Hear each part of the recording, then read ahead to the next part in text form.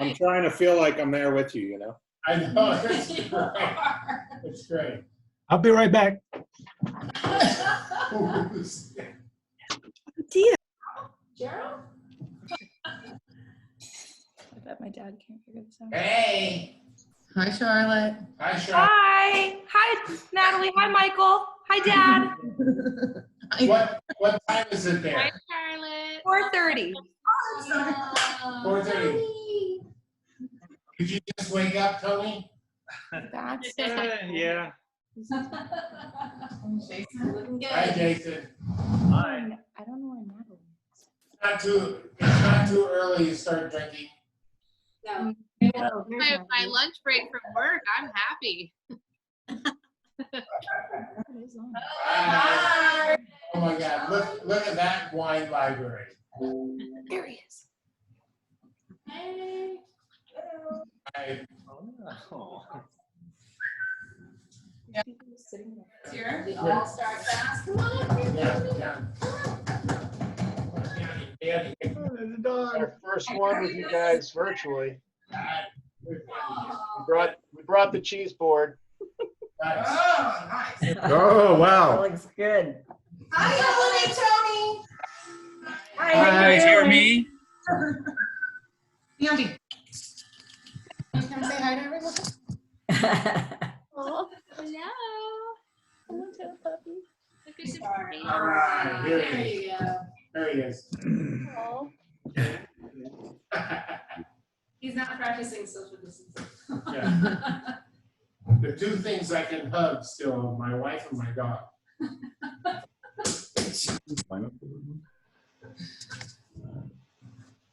Tony just gave a look. I know. Okay. Okay, I got started. Or we're just wait? A minute? Is it 2:30? I think so. Hello, everybody. Howdy. Hi. Happy Friday. Welcome. Cheers. Thank you so much for joining us. My name is Natalie. I'm the Director of Sales and Marketing here at Muscardini Cellars, and I'm joined with our Wine Club Director, Karen Hanna, and of course, our owner and winemaker, Michael Muscardini here. Hi, Michael. Hi, Michael. Hi, guys. Michael. So we're very happy to be kicking this off today. We're happy that you guys are all joining us, starting your weekend early with some wine. And of course, we're starting with our Sangiovese. So the first wine that Michael ever made and what started Muscardini Cellars. So we hope that you guys will send us your questions. There's a chat feature. Can you hear us? Yes. We can. You hear us? We can't hear you. Oh. We're muted. Now we're unmuted. Are we muted, everybody? No. We can hear you. Wait, should it be on unmute? Yeah, we can hear you. Some of you Join. Where are these people? If you're using your computer speaker, make sure your volume's up.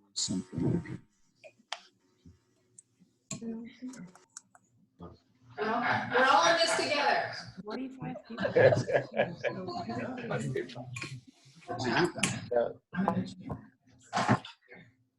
Okay. Well, I hope most of you can hear us. We're gonna get started. Make sure your volume's up. We're not gonna mute you, so if you have a question, you can shout it out. But there is a chat feature. So if you have a question as we're talking and moving along, just go ahead and send it in the chat to us. Anything you want to know, any questions you have. The last 10 minutes or so, we'll do questions and answers. And then we'll also announce a raffle. We're doing a raffle, which is exciting. Can I suggest that you mute everyone, please? Yeah. Good idea.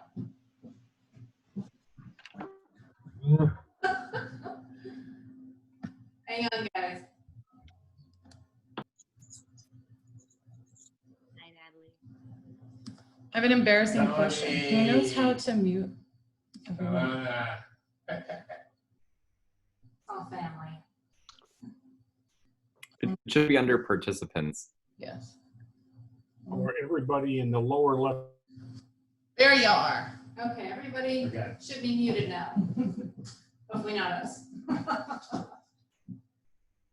All right, are we good? Can everybody hear us? Okay, great. Awesome. Go ahead, Dan. Awesome.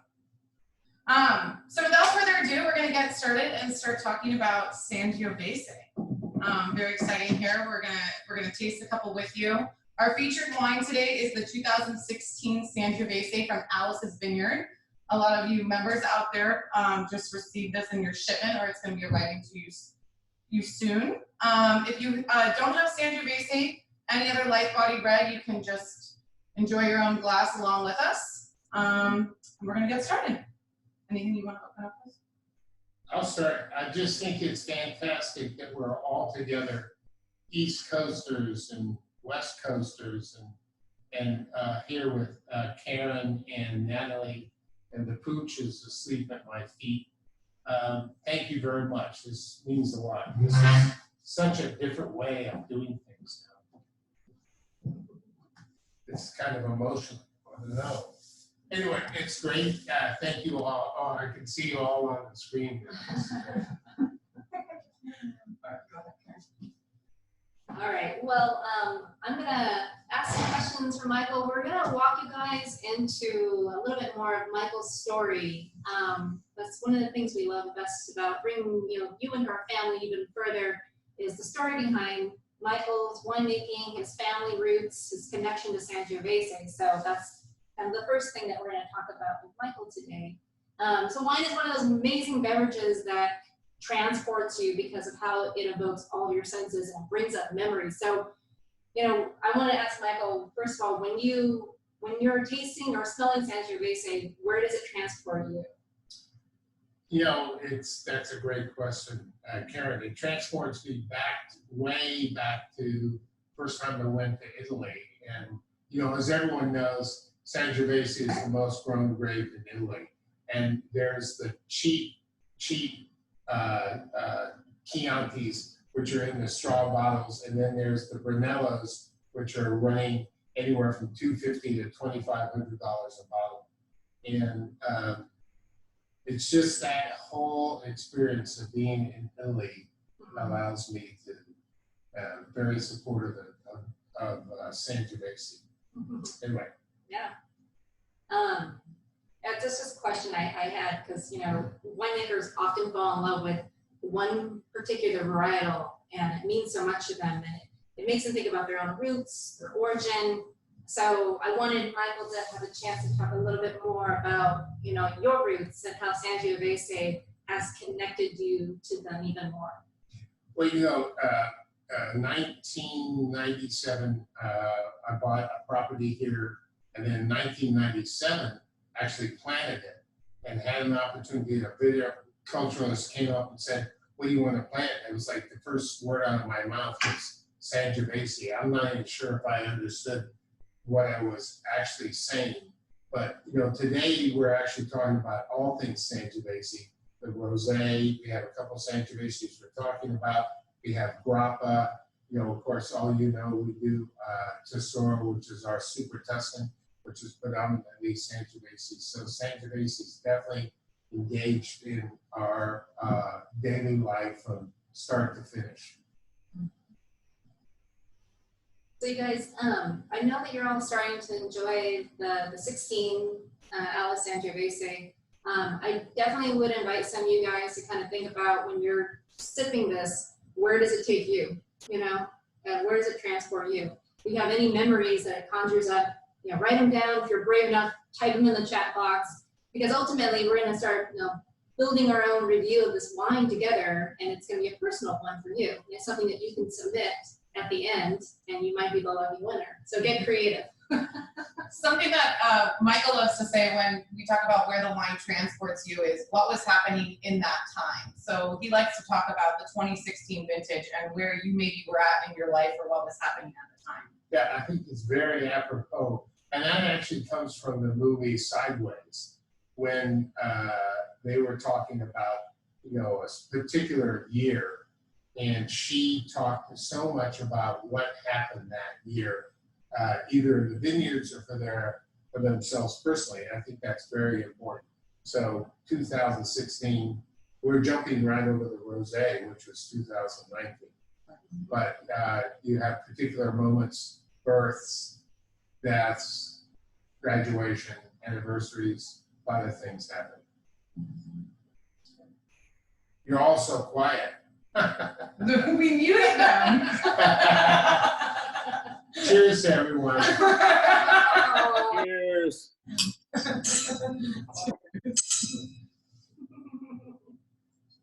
Cheers. Are we starting with one Sangiovese over the other? Yeah, that's what was saying. Alice Sangiovese versus the Alpha. Cheers, Cheers, everyone. everyone. Oh, we can hear them. Do you want to start with the rosé? Sure. We're gonna talk a little bit about the rosé. If you didn't have the red Sangiovese on hand, or it's really hot where you are, like it is here. I think we're at 87 degrees outside right now. It's so hot. It's really hot out there. Our go-to, which a lot of you have had, of course, is our nice dry Rosato di Sangiovese. It's one of the staples here. And it's a beautiful wine, really nice and light.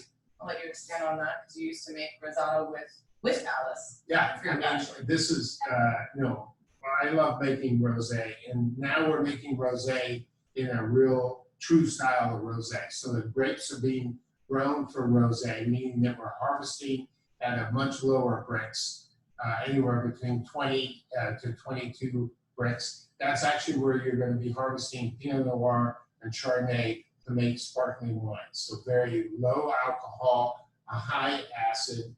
The color is perfect. It's great. And, this is a perfect day for it because I think you said 87. I think it's 90 something degrees outside. Yeah, it's pretty hot. So it's a great time to have chilled wine. I know. And if you don't have any, we have enough to sell you because we're kind of in shut. Thank you. Oh, man. Do you want to talk about some of the rosé? The vineyard is, this is a new vineyard for us, actually. Thank you. Sangiovese. I mean, I bought the grapes just because of the fantastic name. And the grower is Sue Smith. They've been around forever. This is just south of Dianza, if some of you know our valley. In Carneros. And it's a perfect area for growing, crisp, light Sangiovese. And she's great. And, I think we finally found our Rosato vineyard. We've had many Rosato vineyards. In fact, we were talking about Sangiovese, and I got to count 1, 2, 3, 4, 5, 6, 7, 8, 9, about 10 different vineyards that we've gotten Sangioveses from. Some of them just Rosato, so the Sangiovese is by far the best that we've had. I think one of the best things about that vineyard too, guys, is, as you know, Sangiovese has a tendency to show a lot of natural high acidity, and it really sings through in the rosé. So it's a great way to get to know the grape. And it's one of the few wines that actually I can produce that's under 13%. Oh, 12.8. 12.8%. I want to ask you a little bit about Alice's vineyard. Yes. Jump into the reds, into the Alice here. So Sandy Zanotto is the grower for Alice's vineyard, and it's named after her grandmother, right? Yes. Alice. So I just kind of want to know a little bit more about the story of the vineyard, how you met Sandy. Sandy, I'm not sure, I don't remember how she got my name, but she did, and she, every year, 2 or 3 times a year, she would bug me, you need to buy my grapes, you need to buy my grapes. And finally I said, okay, we'll try your vineyard as a Rosato. So we did, and that year, it produced about 6 tons of rosé, but we didn't have enough bins there. There were more grapes than we could harvest. So I just said, well, we'll come back and get those later. So a month plus, we got the red grapes later, and we actually we barreled it, And it came out as such an incredible great wine that from that time forward, we always made a red wine from it. And it is the Sangiovese Grosso clone, which is the clone for all the great Brunellos. So both wines that we're tasting today, Alice and Alpacella, are both Sangiovese Grosso, and they're the basis for the Brunello wines that I so want to emulate. So that's kind of what we're going to move into next, guys. If you just have Alice's, that's fine too. If you have both, try them side by side. We just thought it'd be interesting to do kind of a comparison of the two because they're different elevations, of course, same year, but you know, the elevation and the soil is going to have a big impact. Right, the Alpacella is much higher elevation, about 1,600 elevation. And So more stress-free. Karen, what do you think is the biggest difference on tasting between the two? I know I'm putting you on the spot. That's okay. Why not? I mean, the 16, well, I have to admit, I'm a fan of 16 across the board. But Alpacella for me has always been like a much bigger wine in its youth. And the 16s across the board are a little bit more elegant. So it's showing kind of more of that old world characteristic where it's not as intense up front. But so the Alice almost seems a little bit bigger, but I always have loved the Alice too because it's got that really nice fleshy side to it and all that dark spice. It's delicious. So it's an easier drinking wine, I think, in its youth, even though it seems bigger to me than the Alpacella. I think that's a great rendition of it. And I think that also it's what you would pair with these wines. And I think Sangiovese in particular is a great wine to pair with particular fatty meats like salamis. And it's great because it cuts the fat. I think there's other ones, you know, pork chops, risotto with wild mushrooms, sharp cheeses. Any of those would be great with a more of a lighter wine as Sangiovese. And, you know, when I say a light wine, you think of maybe Pinot Noir, but, you know, Sangioveses can be transported to have these big, bold Brunellos, which I like. So there's a whole breadth that's quite broad breadth. Yeah, definitely. And it depends on where they're grown too, you know, California versus the soil. I don't know if you know the exact makeup, but it's, I mean, it's going to be different, of course, in terms of the lower valley versus the more stress-free. Dan is more volcanic. Yeah.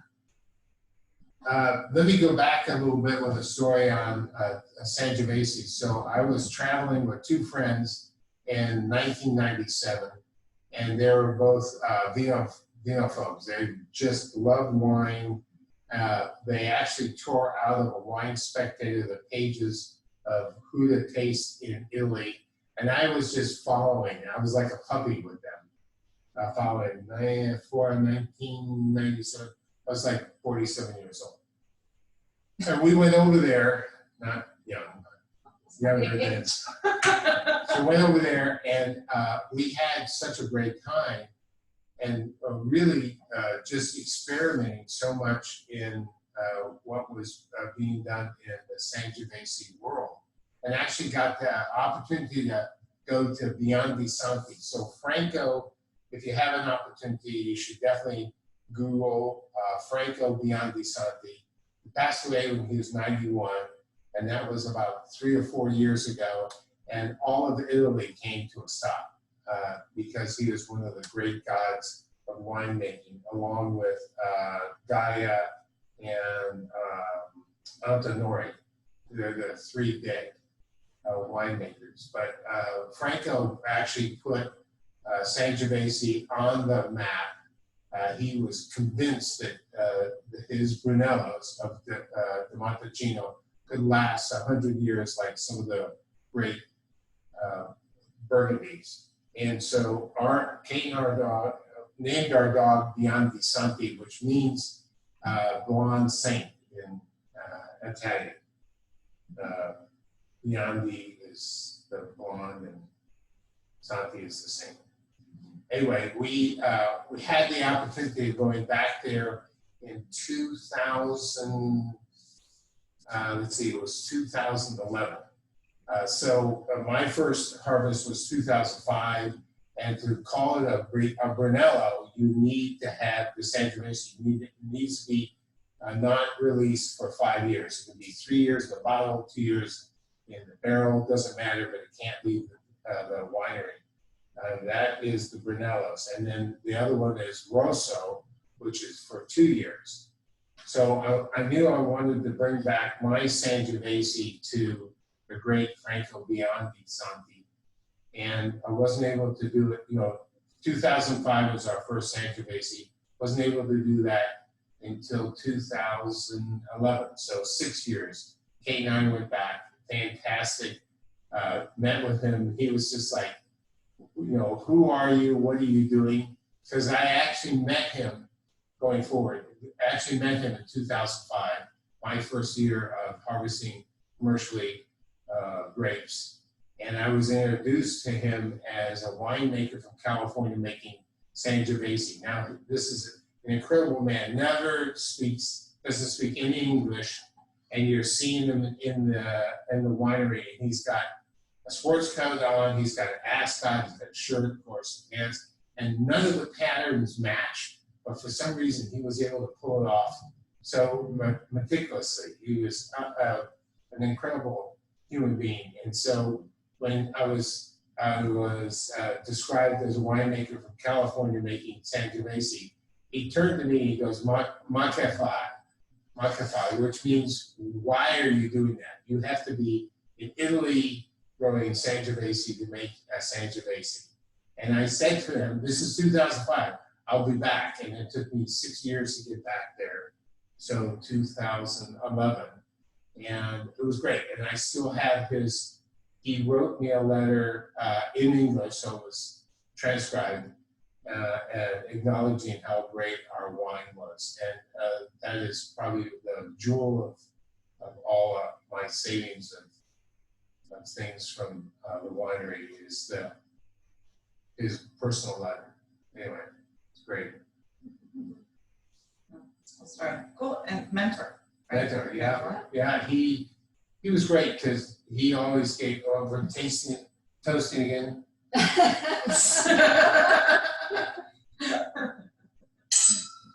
True. It's got to be 5:30 somewhere. Maybe I see somebody with a Corona or something.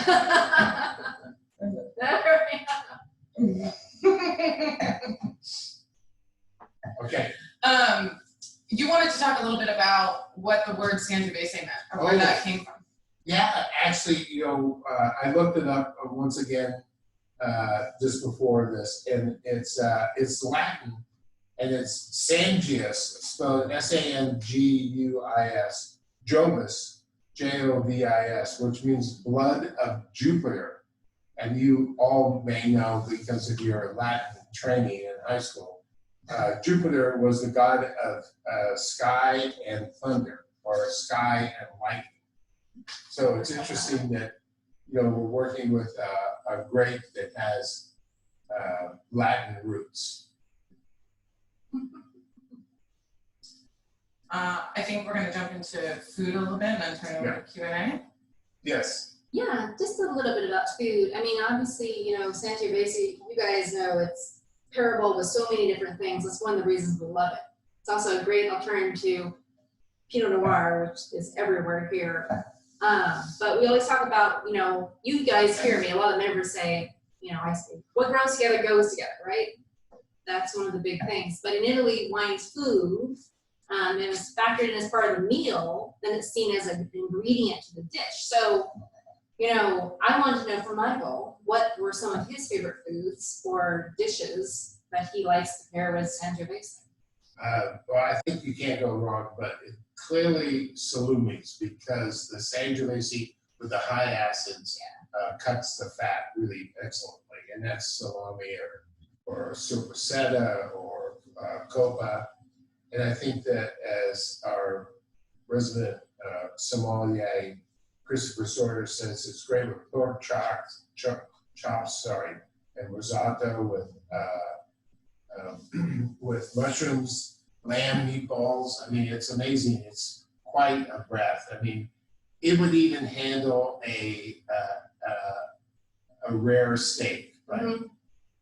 Yeah, some of you guys who live locally have come to the pairings here. You know that it's all the way into the great unknown of vegetables too. Seriously, I mean, it pairs across the board because it has just enough tannin to work with certain dark leaf vegetables, That's good. which is crazy. You know, pesto, that's an easy one. Right. And that's a great, you know, it has other delicious things in it like Parmesan and oil, but inevitably it just shows that it's really balanced. So that's the reason why we love it, you know, and that's one of the reasons why it ages so well too.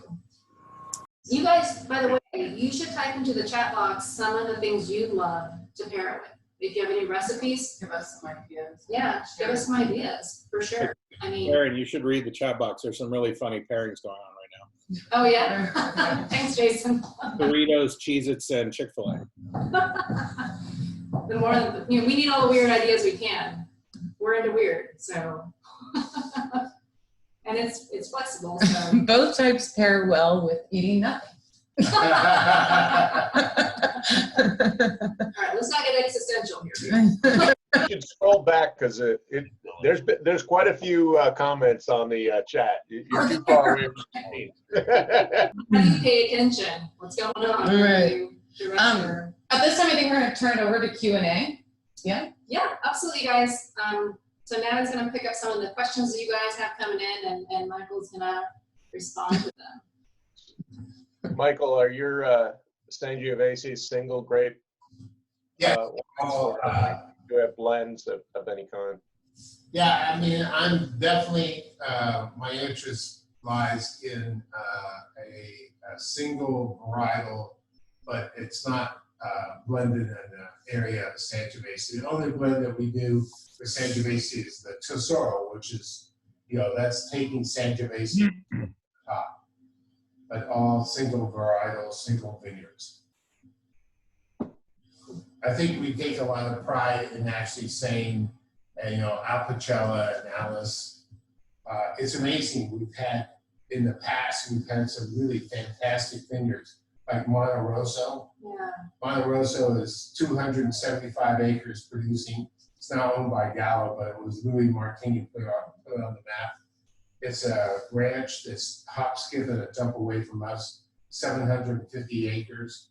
And they have just a little bit less than 4 acres of Sangiovese. And we never quite found out the clone, but I was at a fundraiser and the Monticelli, how about that? That's a mouthful.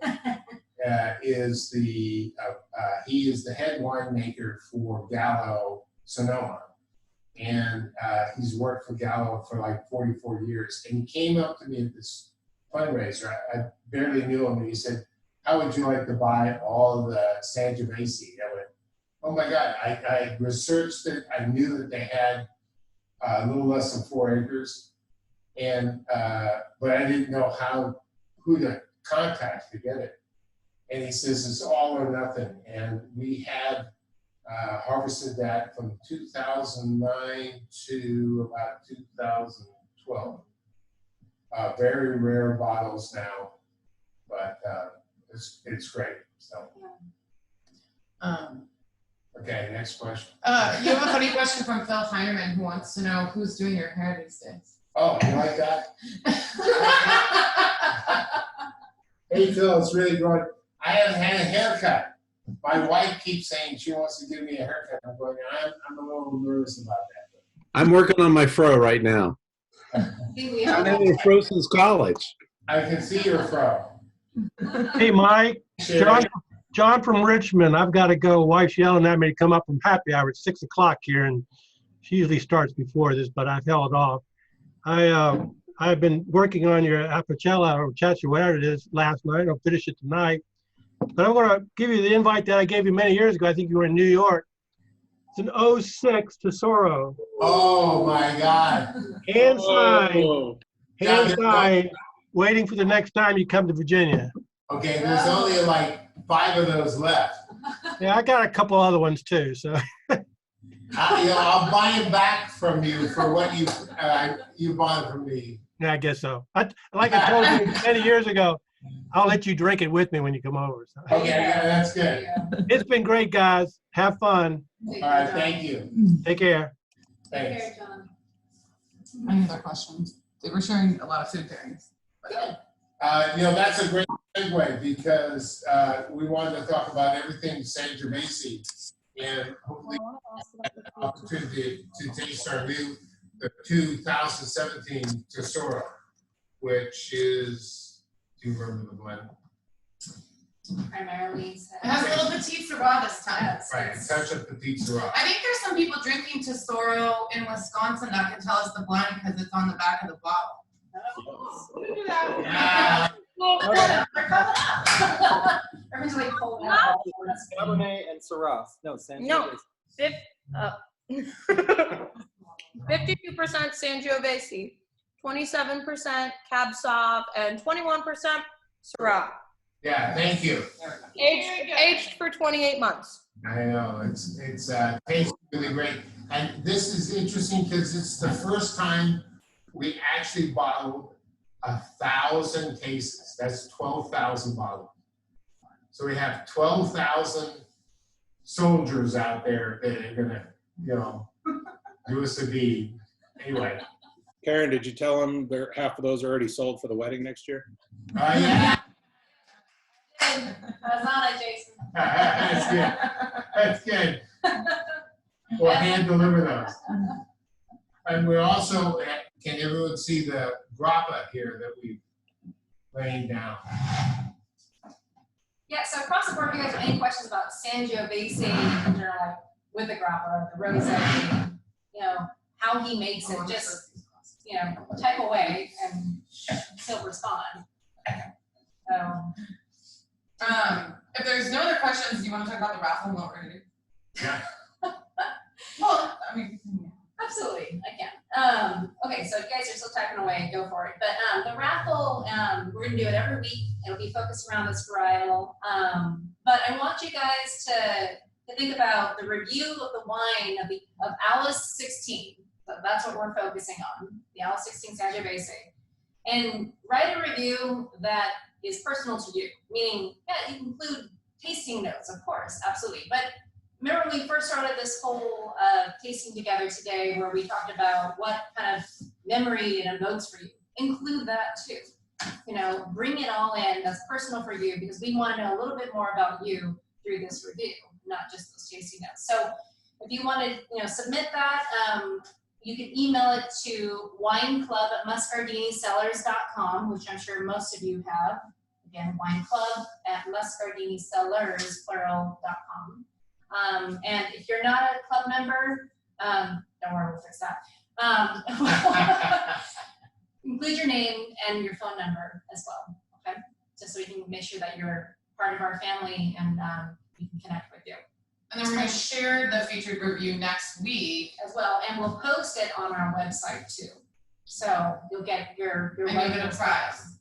The prize is a bottle of Lupus, of course, as well as official stardom on our website and signed by Michael Moscardini. Signed bottle. A signed bottle. So we'll do that every week for you guys. If you tune in, that'll be fun for us as well. We'll learn more about you, and you'll learn more about us, and a little bit more about what we do. And yeah, we're going to be here every week. We hope that this was a nice way to start your weekend. If you have suggestions for us, there's certain things you want us to cover, talk about. We want the feedback. We think this is, we're going to continue this even when life does start to get back to normal. And so we want to hear from you. And Michael's going to end our tasting here, I believe, with some grappa. Now, Natalie and Karen said, do not tell everyone that the grappa is good for sanitation, but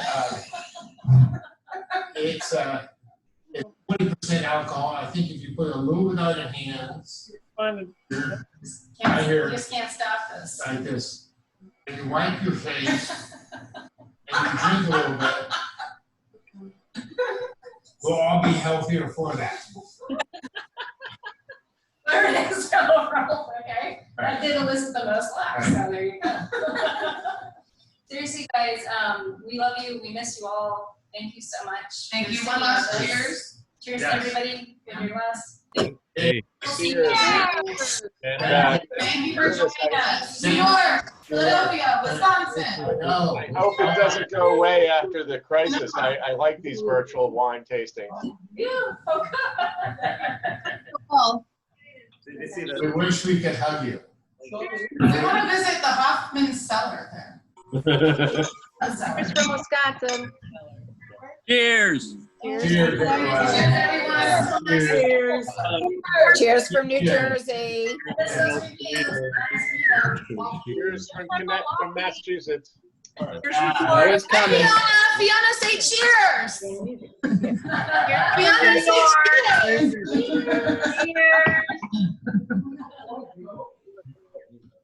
I have plenty of wine.